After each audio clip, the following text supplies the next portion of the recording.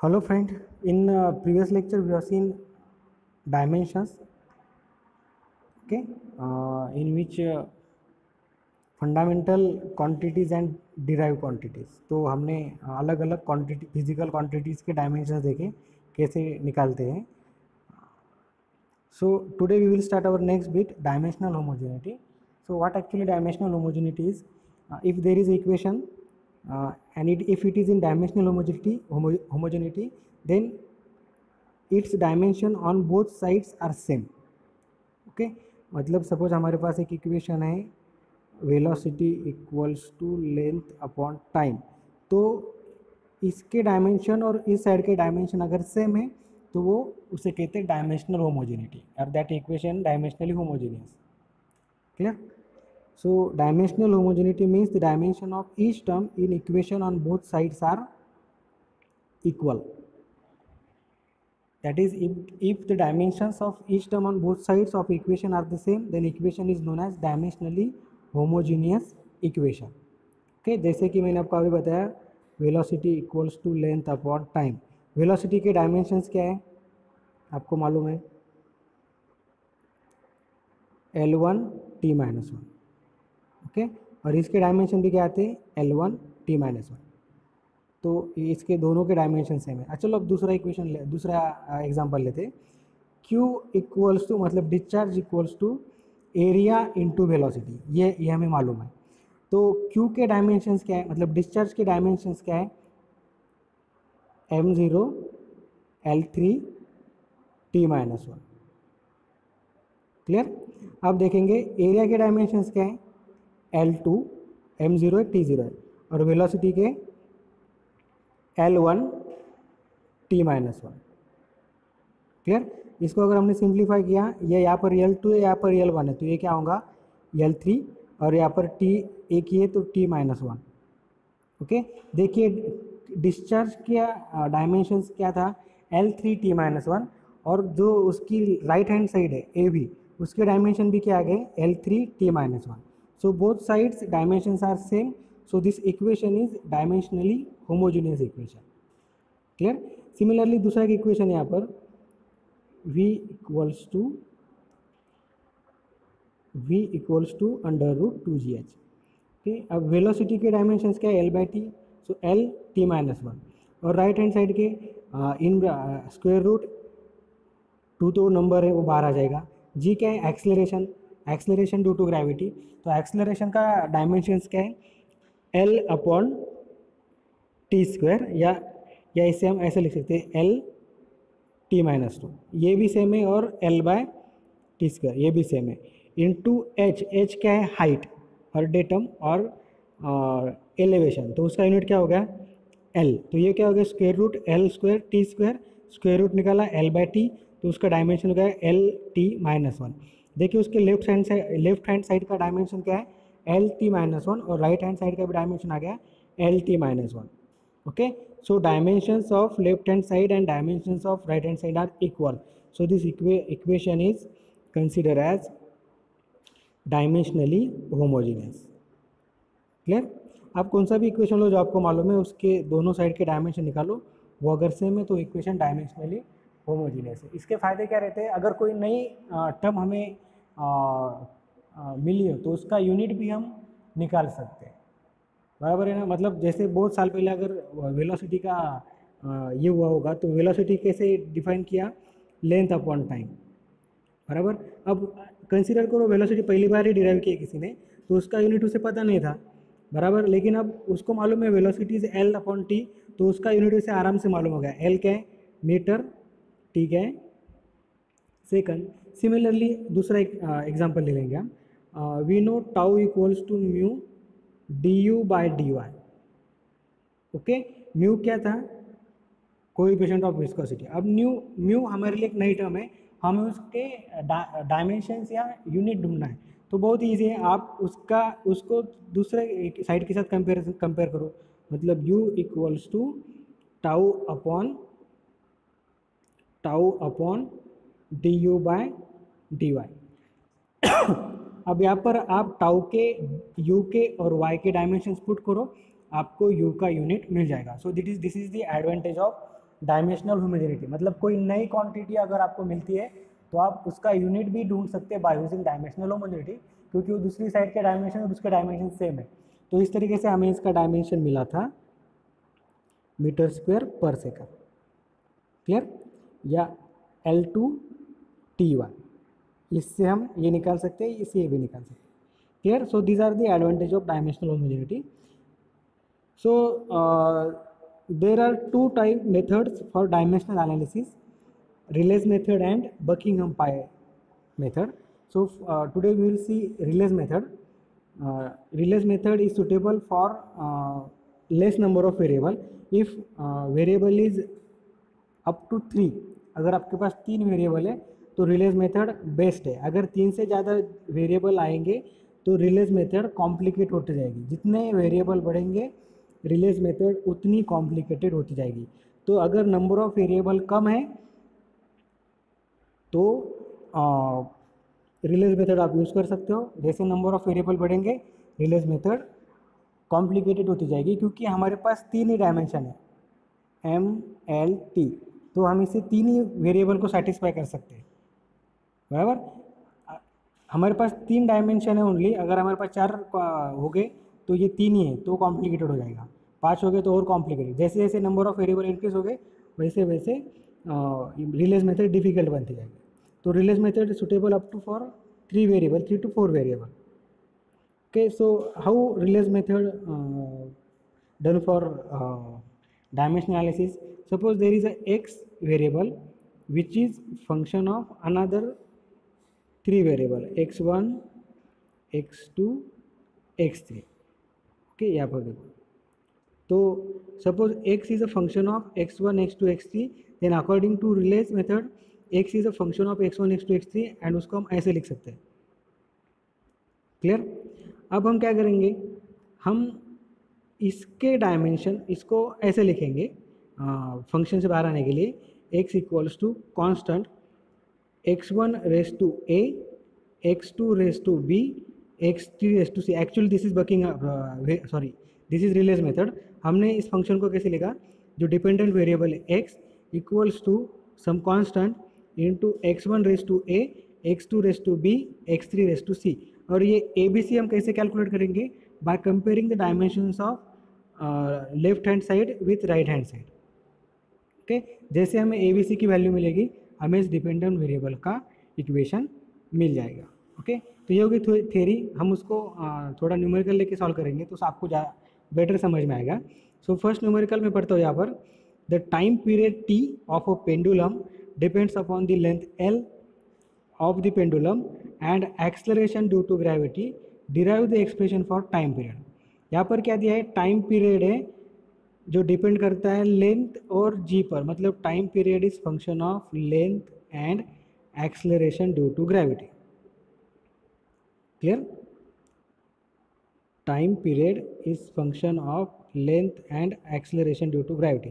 So according to Rayleigh's method हम इसको क्या लिख सकते हैं, T equals to K L raise to A and G raise to B। Okay, और एक आधा न्यूमेरिकल रहता, सॉरी वेरिएबल रहता तो वो रेस टू C, अगर चौथा रहता तो वो रेस टू D, लाइकवाइज बढ़ता जाएगा। तो हमारे पास 2 ही वेरिएबल है जिसके ऊपर ये डिपेंडेंट वेरिएबल डिपेंड करता है। So T equals to K into L raise to A and G raise to B। इसको हमने ऐसे लिख लिया अकॉर्डिंग टू रिलेज मेथड। अब हम क्या करेंगे, अब हम करेंगे कंपेयर इसके डायमेंशन। अब हम क्या करेंगे, इसमें जो भी फिजिकल क्वांटिटी उसके डायमेंशन पुट कर देंगे। ठीक है, टाइम पीरियड मतलब टाइम है तो उसका डायमेंशन क्या हुआ, T1, टाइम का dimension T1। Similarly length fundamental dimension से उसका डायमेंशन क्या होगा, L, उसका पावर है A। अब दूसरी बात है G क्या है, एक्सेलरेशन। एक्सेलरेशन का डायमेंशन है L, T रेस टू -2, लेकिन इसका पावर भी है। ओके, मैं इसमें थोड़ा सा लिखता हूँ, T का power T1 equals to K, L का power L1 raise to A और L1 T-2 race to B। Okay, अब हम दोनों साइड में पावर कंपेयर करेंगे। So compare power of T। यहाँ पर T का पावर 1 है और यहाँ पर T का पावर -2 और उसका ही पावर b है, तो यहाँ पर इसको हम कैसे लिख सकते हैं, l raise to B and t raise to -2b बराबर। l raise to 1 t raise to -2 उसका भी पावर b है, तो इसको हम सिंप्लीफाई ऐसे कर सकते हैं। क्लियर। तो यहाँ पर t का पावर 1 है, यहाँ पर t सिर्फ यही पर है तो उसका पावर 2 भी है। तो अगर दोनों के पावर कंपेयर करेंगे, ये इक्वेशन डायमेंशनली होमोजीनियस है, तो t के पावर भी सेम ही रहेंगे इस साइड में और इस साइड में। तो 1 इक्वल्स टू -2b, या b को लिख सकते हैं हम -1/2। सिमिलरली अब हम l के पावर कंपेयर करेंगे। यहाँ पर l को हम l का पावर कितना है, बेस सेम है, तो इसको हम ऐसे लिख सकते हैं l a plus B T raise to -2b। तो यहाँ पर l का पावर कितना है, a प्लस बी। ओके, यहाँ पर l का पावर कितना है, 0, क्योंकि l यहाँ पर है ही नहीं, तो 0 equals to a plus B. So a equals to -b, लेकिन b की वैल्यू हमने यहाँ पे निकाल ली, b की वैल्यू -2, तो -b की वैल्यू क्या होगी, 1 + 2। अब a और b की वैल्यू हम इस इक्वेशन में पुट कर देंगे ऊपर के, कहाँ पर गया जो लिखा था यहाँ पर, k equals to l raise to a और g रेस टू b वाला। क्लियर, हमारे इक्वेशन क्या था, ये वाला, t equals to k raise to L A g raise to b। l की वैल्यू कितनी आई हमारी, 1/2, so k equals to l raise to 1/2, और g की वैल्यू b की वैल्यू कितनी आ गई, -1/2, तो g इक्वल्स टू -1/2। तो इसको हम कैसे लिख सकते हैं, इधर लिख रहा हूँ मैं, k l raise to 1/2 upon g raise to 1/2। ये माइनस है, डिनोमिनेटर में गया तो प्लस हो जाएगा। तो इन शॉर्ट हम इसको कैसे लिख सकते हैं, k इंटू 1/2 मतलब स्क्वायर रूट ऑफ l/g। तो हमारे इक्वेशन क्या आएगा, t equals to k under root l/g। अब हमें मालूम है k की वैल्यू 2π है, तो 2π हम लिख देंगे यहाँ पर। तो t क्या होगा 2π अंडर रूट l/g। क्लियर। तो हम यहाँ पर क्या करते हैं, पहली स्टेप में जो भी डिपेंडेंट वेरिएबल दिया है कि this variable is depend on this much variable, तो हम उसको बना लेंगे कि dependent variable is function of that much independent variable. फिर अकॉर्डिंग टू रिलेज मेथड हम लिखेंगे कि dependent variable equals to k, और जितने भी है ओ रेस टू a, दूसरा रेस टू b, तीसरा रेस टू c लाइकवाइज, और उसके डायमेंशंस कंपेयर करेंगे तो हमें लास्ट में इक्वेशन मिल जाएगा। अब यहाँ पर देखो हम दूसरा एक न्यूमेरिकल लेते हैं। दूसरा न्यूमेरिकल में क्या दिया है, find an expression for drag force on smooth sphere of diameter d moving with uniform velocity v in a fluid of density rho and dynamic viscosity mu. मतलब जो ड्रैग फोर्स है, drag force is depend on d, v, rho और mu. Clear. तो drag force is function of diameter, velocity, density and viscosity. So we can write according to Rayleigh's method, F equals to K d raised to A, V raised to B, rho raised to C, mu raised to D। बराबर। अब देखो यहाँ पर हमारे पास 4 variable थे, तो इसलिए A B C D आ गया। अगर 5 होते तो A B C D E भी रहता। अब नेक्स्ट स्टेप क्या है, जैसे ही हमने ये लिखा, हम क्या करेंगे, जो भी क्वांटिटीज यहाँ पर है उसके डायमेंशंस पुट कर देंगे। ओके, तो डायमीटर का dimension, diameter is one type of length, so diameter का डायमेंशन L1, तो L का पावर A है तो L raise to A। Similarly velocity का डायमेंशन L1 t-1, उसका पावर B है तो उसका पावर B। सिमिलरली डेंसिटी का dimension M L-3 raise to C। Similarly viscosity का dimension M1 L-1 t-1 raise to D। तो दूसरे स्टेप में हम क्या करेंगे, जो भी क्वांटिटीज़ है उसके डायमेंशंस पुट कर देंगे और उसे सिंप्लीफाई करेंगे। अब इसको इसके आगे क्या करने वालों में, क्या एक स्टेप में आपको बताता हूँ। ये जो भी है मतलब k l raise to power 1, अब इसको हम सिंप्लीफाई करेंगे l raise to b t raise to -b into, इसको भी सिंप्लीफाई करेंगे m raise to c l raise to -3c, और लास्ट वाले को भी सिंप्लीफाई करेंगे m raise to d l raise to -d और t रेस टू -d। तो यहाँ पर जितने भी l है हम उसको एक जगह पर लिख लेंगे। तो क्या आएगा यहाँ पर देखो, L raise to A, L raise to B, यहाँ पर है L raise to minus 3c और यहाँ पर है L raise to minus D. जितने भी टी के पार्ट्स है वो हम साथ में लिखेंगे, तो यहाँ पर दो ही है, ये और है, तो T raise to minus B, T raise to D और m का एक ही है, m raise to C. Okay, और k एज इट इज़। तो अब देखो l का पावर क्या होगा, l a plus B minus 3c minus D. Clear, जो भी बेस सेम है उसको पावर की हमने एडिशन कर ली।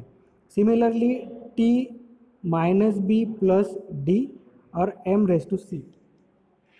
ओके, तो यहाँ पर l का पावर हो गया, b का पावर हो गया, और सॉरी t का पावर हो गया और m का पावर हो गया। ये बात समझ में आ गई? आप इसको पॉज करके एक बार देख लीजिए। तो अब हम करेंगे इसके power compare power of m raise to c और m रेस टू d। तो उसका पावर क्या होगा, m raise to c plus D. c भूल गए थे शायद हम वहाँ पर। ओके, और यहाँ पर m का पावर 1 है, तो 1 equals to c plus D. ठीक है, अब हम कंपेयर करेंगे पावर ऑफ l के पावर हमने अभी भी निकाले थे, l raise to b, sorry l raise to ये वाला, l raise to b, l raise to minus 3c, l raise to minus D. तो l का पावर क्या हो गया, l raise to a plus b minus 3c minus D. तो यहाँ पर l का पावर है 1, पुट कर दिया हमने यहाँ पर, और यहाँ पर l का पावर है ये वाला, तो यहाँ पर हमने ये पुट कर दिया। सिमिलरली हम t के पावर कंपेयर करेंगे। t के पावर हमने अभी भी क्या लिखे थे, t raise to minus B, ये वाला, into T raise to minus D. तो ये क्या हो गया, t minus B minus D. इधर t के का पावर क्या है, -2, so minus T equals to minus B minus D. अब देखो हमारे पास 3 ही इक्वेशन है लेकिन 4 अननोन है। अगर हमें अननोन फाइंड आउट करने तो जितने अननोन है एटलीस्ट उतने इक्वेशन होने चाहिए। 3 अननोन है तो 3 इक्वेशन, 4 अननोन है तो 4 इक्वेशन। तो यहाँ पर 4 अननोन है लेकिन इक्वेशन हम 3 ही बना पाएंगे क्योंकि हमारे पास 3 ही डायमेंशन है, m l t। तो कितने भी अननोन रहने दो, हमारे पास इक्वेशन बनने वाले सिर्फ 3 ही है। इसीलिए रिलेस मेथड सिर्फ 3 अननोन के लिए ही बेस्ट है।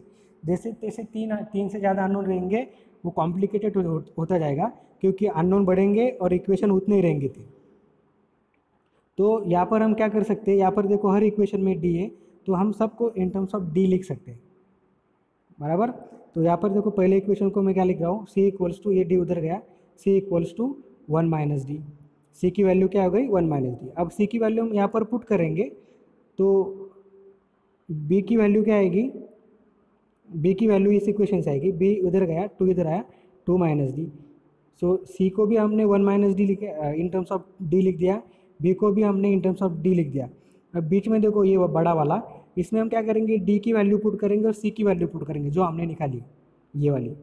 तो a की वैल्यू a साइड में, बाकी चीज़ें दूसरी साइड में गई, 1 minus B as it is plus 3c plus D. c की जगह पे हमने वैल्यू पुट कर दी और d तो एज इट इज़ है ही, ओके। और b की जगह पर भी हमने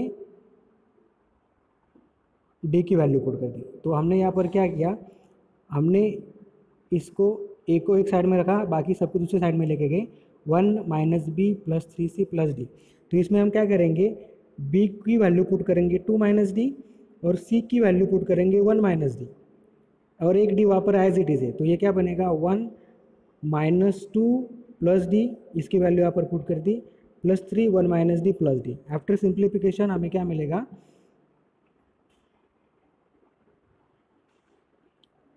2 माइनस डी। ओके, तो इसका मतलब क्या हो गया, हमें c की वैल्यू मिली 1 माइनस डी, b की वैल्यू मिली 2 माइनस डी और a की वैल्यू मिली फिर से 2 माइनस डी।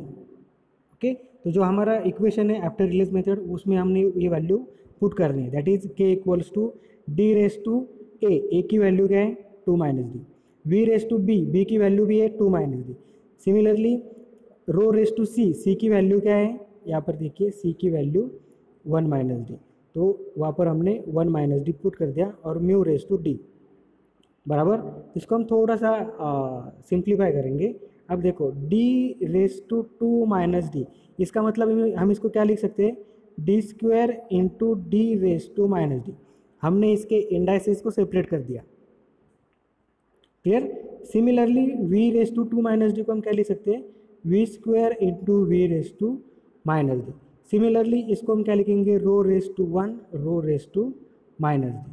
तो टू वाले टर्म एक साइड में और डी वाले टर्म एक साइड में लिखेंगे, तो हमारे पास मिलेगा rho raise to one D raise to two V raise to two एक जगह पर, और जो भी डी की टर्म्स है वो एक जगह पर, जैसे कि D raise to minus D, V raise to minus D, और rho raise to minus D, और mu raise to D. Clear. अब फिर से हम इसको यूनाइट कर सकते हैं, इन सब का पावर तो सेम ही है। ओके, तो हम इसे लिखेंगे, ये माइनस मतलब ये डिनोमीटर में, तो mu upon rho V D raise to D. इसको अगर आप सिंप्लीफाई करोगे तो आपको यही मिलेगा, mu raise to D into rho raise to minus D, V raise to minus D, D raise to minus D. तो हमारा इक्वेशन क्या होगा, ड्रैग फोर्स इज, अभी डी की वैल्यू हमें मालूम नहीं है। Okay, so drag force is K into rho D square V square and a function of rho upon mu upon rho V D. Clear. बहुत ही सिंपल न्यूमेरिकल रहते हैं, हम उसके और न्यूमेरिकल लेंगे अगले लेक्चर में, और रिलेज मेथड का न्यूमेरिकल एग्जाम में आ सकता है। Thank you.